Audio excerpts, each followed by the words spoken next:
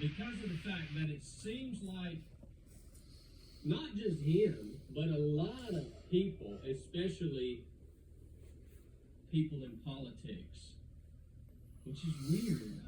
I don't get it. A lot of people have an extreme aversion to admitting that they were wrong about something.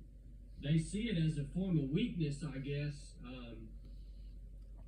which it's unfortunate that they do see it that way, because usually when you admit you're wrong about something, it actually produces a lot of growth and benefit in your life, your career, and in your team, and the people around you.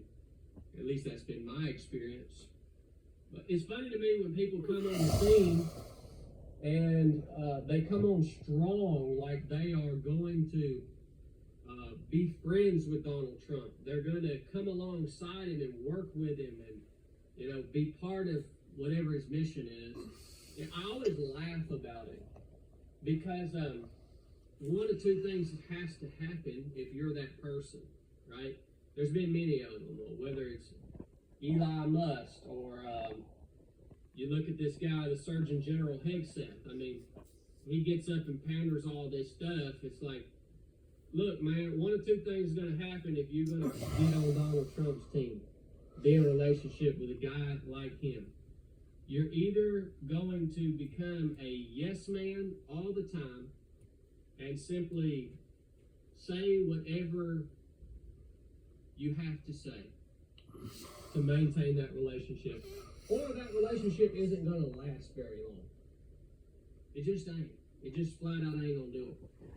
Because all people make all kinds of mistakes, and it's hard to be friends or work with someone who refuses to admit when they were wrong about a big decision.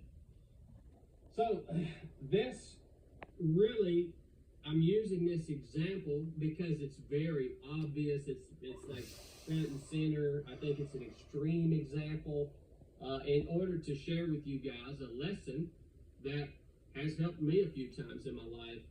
When you meet new people, or maybe you're thinking about going to work with for a new boss at a new company, or you just, you're hanging out with, some new friends, and you're just getting to kind of know who they are.